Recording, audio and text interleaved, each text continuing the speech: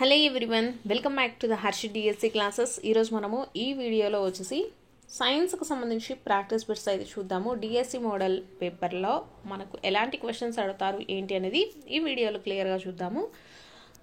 సైన్స్కి సంబంధించి first question అయితే చూద్దామండి. సమతల దర్పణంపై పతన కోణాన్ని తగ్గించినప్పుడు అనేసి ఇచ్చారు. ఆప్షన్స్లో ఫస్ట్ది పతన కిరణం లంబానికి దూరంగా జరుగును అనేసి ఇచ్చారు. ఆప్షన్ 2 పతన కిరణం వచ్చేసి దర్పణ తలం వైపుగా జరుగును అనేసి ఇచ్చారు. ఆప్షన్ 3 పరావర్తన కిరణము దర్పణ తలం వైపుగా జరుగును. నెక్స్ట్ అలాగే పరావర్తన కిరణం వచ్చేసి తలం వైపుగా జరుగును అనేసి ఇచ్చారండి. ఇక్కడ బలం కాదు, తలం అండి.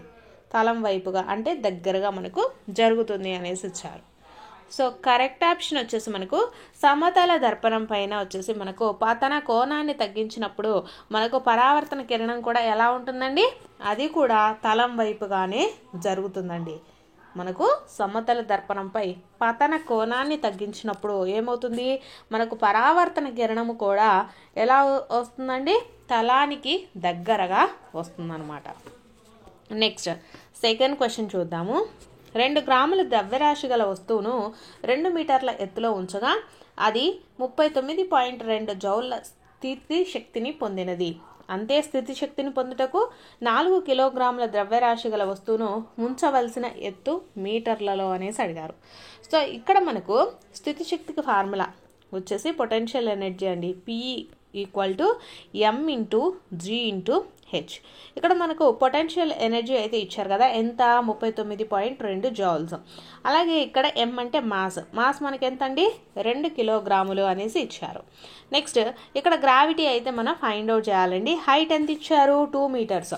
ఫస్ట్ మనము 2 కిలోగ్రాముల ద్రవ్యరాశి గల వస్తువును 2 మీటర్లలో ఉంచితే ఇంత స్థితి శక్తి అనేసి ఇచ్చారనమాట. దీన్ని బేస్ చేసుకొని మనం ఫస్ట్ గ్రావిటీని మనము ఫైండ్ అవుట్ అయితే చేయాలండి.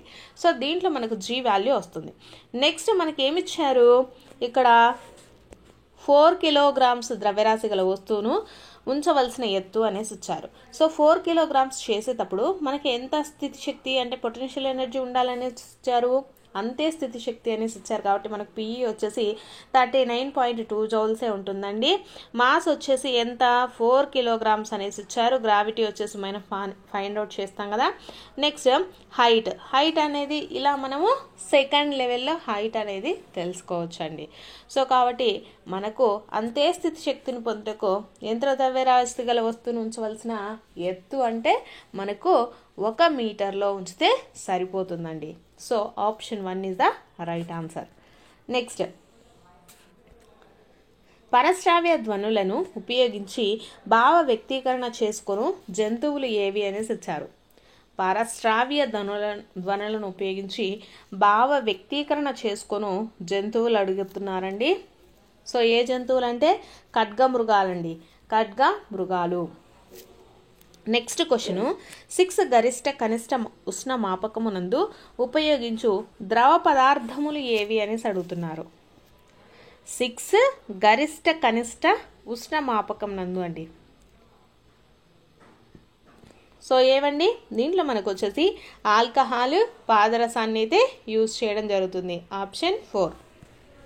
నెక్స్ట్ విద్యుత్ ప్రవాహానికి ప్రమాణమైన ఆంపియర్కు సమానమైనది ఏది అనేసి ఇచ్చారండి. సో ఆంపియర్కి సమానమైనది ఏదండి, కూలుంబ్ పర్ సెకండ్. ఆంపియర్కు సమానమైనది. అలాగే విద్యుత్ ప్రవాహానికి ప్రమాణమైనది ఏంటిదండి, coulomb per second. Next question నీటిలో హైడ్రోజన్ మరియు ఆక్సిజన్ల భారాల నిష్పత్తి అడుగుతున్నారండి. హైడ్రోజన్ మరియు ఆక్సిజన్ల భారాల నిష్పత్తి. సో ఎంత ఉంటుందండి నీటిలో, హైడ్రోజన్ వచ్చేసి మనకు 1, అలాగే ఆక్సిజన్ వచ్చేసి 8 అయితే ఉంటుందండి. సో 1:8.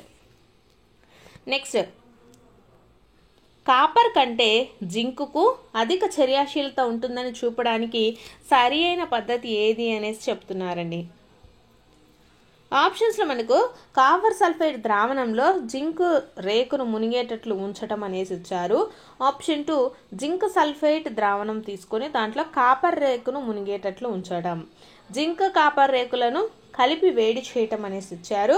ఆప్షన్ 4లో వచ్చేసి మనకు జింక్ కాపర్ రేకులను సల్ఫ్యూరిక్ ఆమ్లం కలపటం అనేసి ఇచ్చారండి. సో ఏది కరెక్ట్ అవుతుందండి? కాపర్ కంటే జింక్కు అధిక చర్యాశీలత ఉంటుంది, అంటే అది ఎక్కువ మనకు బరువు ఉంటుంది అని తెలపడానికి అనువైన పద్ధతి ఏదండి? కాపర్ సల్ఫేట్ ద్రావణంలో మనము జింక్ రేకును మునిగేటట్లు చేసినట్లయితే మనకు జింక్కు అత్యధిక చర్యాశీలత ఉంటున్నట్లు మనము చూపించవచ్చండి. సో ఆప్షన్ 1 వచ్చేసి కరెక్ట్ ఆన్సర్. నెక్స్ట్ క్వశ్చన్, క్రింది వానిలో ఆక్సిజన్ విడుదల కాని చర్య ఏది అనేసి ఇచ్చారండి. ఆప్షన్స్లో మనకు CuO క్షయకరణము, ఆప్షన్ 2 KMnO4ను వేడి చేయటము, ఆప్షన్ 3 PbNO32 యొక్క ఉష్ణ వినియోగము, అలాగే H2O యొక్క విద్యుత్ విశ్లేషణము అనేసి ఇచ్చారు. ఆక్సిజన్ విడుదల కాని చర్య. సో దేంట్లో మనకు ఆక్సిజన్ విడుదల కాదండి? CuO క్షయకరణం చెందినప్పుడు ఆక్సిజన్ అనేది విడుదల కాదు. నెక్స్ట్ క్వశ్చన్ చూద్దాము. ఒక ద్రావణంలో హైడ్రోజన్ అయాన్ గాఢత కన్నా హైడ్రాక్సైడ్ అయాన్ గాఢత తక్కువగా ఉంటే దాని యొక్క pH ఎలా ఉంటుంది అనేసి ఇచ్చారు. సో దాని యొక్క pH వచ్చేసి మనకి ఎలా ఉంటుందండి? 7 కన్నా తక్కువగానే ఉంటుంది. నెక్స్ట్, ఒక మోల్ అనే పదానికి సరి అయిన నిర్వచనం ఏది అనేసి ఇచ్చారండి. ఒక మోల్ అంటే మనకు ఎలా ఉంటుందండి? ఇది 12 గ్రాములు 12 గ్రాముల C12 ఐసోటోప్లో ఉన్న కణాల సంఖ్యకు సమానం అండి ఒక మోల్ అనేది. నెక్స్ట్, క్రింది వానిలో సంవృత రక్త ప్రసరణ వ్యవస్థను కలిగి ఉండే జీవుల జత ఏది అనేసి అడుగుతున్నారండి. సంవృత రక్త ప్రసరణ వ్యవస్థను కలిగి ఉండే జీవుల జత. సో ఏవండి? స్టార్ ఫిష్ అలాగే ఆక్టోపస్ అండి. నెక్స్ట్, విసర్జక అవయవాలుగా మాల్ఫీజియన్ నాళికలు కలిగి ఉండే జీవులు ఏవి? విసర్జక అవయవాలుగా కలిగిన మాల్ఫీజియన్ నాళికలు కలిగి ఉండే జీవులు ఏవి అనేసి అడుగుతున్నారండి. సో ఏ జీవులలో ఉంటుందండి ఇవి? మనకు వచ్చేసి బొద్ది ఇంకా ఈగలల్లో ఉంటుందండి. నెక్స్ట్ క్వశ్చన్ వచ్చేసి చర్మంలో గ్రాహకాలకు సంబంధించి సరైన జతలు ఏవి అనేసి అడుగుతున్నారండి. సో మనకు టాక్టైల్ గ్రాహకాలు, అలాగే పెసినియన్ గ్రాహకాలు, నెక్స్ట్ వచ్చేసి నాన్సీ స్టెపార్లు. సో ఇవి వచ్చేసి మనకు వేటికి సంబంధించినవి అనేసి అడుగుతున్నారనమాట. సో కరెక్ట్ అనేవి ఏంటండి? టాక్టైల్ గ్రాహకాలు అంటే మనకు స్పర్శకు సంబంధించినవండి. టాక్టైల్ గ్రాహకాలకు వచ్చేసి స్పర్శకు సంబంధించినవి. అలాగే పెసినియన్ వచ్చేసి ఈ గ్రాహకాలు వచ్చేసి మనకు పీడనానికి సంబంధించినవండి. నెక్స్ట్ నాసిసెప్టార్లు వచ్చేసి ఇవి ఉష్ణోగ్రతకు సంబంధించినవి. నెక్స్ట్, ఎడారిలో నివసించే ఫెన్నిక్ ఫాక్స్లోని అనుకూలనాలు ఏవి అనేసి ఇచ్చారండి. ఆప్షన్స్లో మనకు బొచ్చుతో కప్పి ఉన్న పాదాలు, పొడవాటి కాళ్ళు అధిక వేడిని చెవుల ద్వారా కోల్పోవడం అనేసి ఇచ్చారు. ఎడారులలో వచ్చేసి మనకు వేడి ఎక్కువగా ఉంటుందని అందరికీ తెలిసిందే కదా. సో వాటిని తట్టుకోవడానికి ఇవి ఎలా ఉంటాయండి? ఇవి వచ్చేసి మనకు ఎక్కువగా బొచ్చుతో కప్పి ఉండేటటువంటి పాదాలు ఉంటాయండి. అలాగే అధిక వేడిని చెవుల ద్వారా కోల్పోవడం జరుగుతుందన్నమాట. సో ఆప్షన్ చూసుకుంటే 4th ఆప్షన్ వచ్చేసి కరెక్ట్. నెక్స్ట్, ఒక సకశేరుకాన్ని అండోత్పాదకము అనుటకు వాటికి ఉండవలసినవి ఏవి అనేసి ఇచ్చారండి. సో మనకు అండోత్పాదకాలు, శిశోత్పాదకాలు అని ఉంటాయి కదా. సో మనం అండోత్పాదకము అంటే వాటికి ఉండవలసినవి ఏవి అనేసి అడుగుతున్నారండి. సో అండోత్పాదకాలు అంటే ఏంటివండి? ఇవి చర్మం పైన రోమాలు లేకపోవటం, అలాగే వెలుపలి చెవులు లేకపోవటం, ఇవన్నీ కూడా మనకు అండోత్పాదాలకు సంబంధించినవి. నెక్స్ట్, మాస్ ఈ రకపు మొక్కకు ఉదాహరణ అనేసి ఇచ్చారండి. సో మాస్ అనేటటువంటి మొక్క అందరికీ తెలిసిందే కదా. సో ఈ మొక్క వచ్చేసి మనకు ఎటువంటి రకము? వీటికి నిజమైన వేర్లు ఉంటాయి, అలాగే పత్రాలు లేని పుష్పించని మొక్క అండి. పత్రాలు ఏమి ఉండవు, అలాగే ఇది పుష్పించలేని మొక్క. నెక్స్ట్, నెక్స్ట్ క్వశ్చన్, ఒక ఆహార పదార్థాన్ని మొదట అయోడిన్ ద్రావణంతో తర్వాత కాపర్ సల్ఫేట్, సోడియం హైడ్రాక్సైడ్ ద్రావణాలతో పరీక్షించడమైనది. మొదటి పరీక్షలో పదార్థం రంగులో ఎలాంటి మార్పు రాలేదు.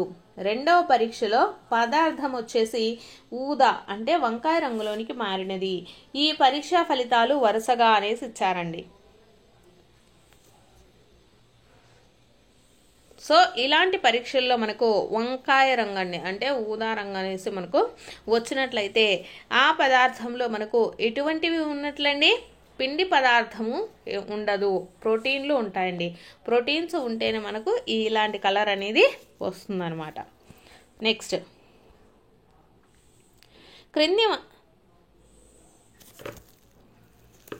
క్రింది వానిలో సహానుభూత నాడీ వ్యవస్థ ద్వారా నియంత్రించబడు చర్య ఏది అనేసి ఇచ్చారండి. సహానుభూత నాడీ వ్యవస్థ ద్వారా నియంత్రించబడు చర్య. సో ఏ చర్య అండి? రక్తపీడనము పెరగటము, ఆప్షన్ 1. నెక్స్ట్, ఇసుక నేలల్లో మరియు నీరు సరిగా లభ్యం కాని ప్రాంతాలలో ఉపయోగించుటకు అనువైనటువంటి నీటిపారుదల పద్ధతి ఏది అనేసి ఇచ్చారండి. సో ఇసుక నేలల్లో అలాగే నీరు వచ్చేసి మనకు సరిగ్గా లభ్యం కాని ప్రాంతాలలో ఎటువంటి నీటిపారుదలను వాడతారండి? ఎక్కువగా స్ప్రింక్లర్లనే వాడతారు కాబట్టి ఆప్షన్ 2. నెక్స్ట్ క్వశ్చన్, లాంగ్షాన్, అసీల్, చిత్తగాంగ్ అనే కోళ్ళు అనేసి ఇచ్చారండి.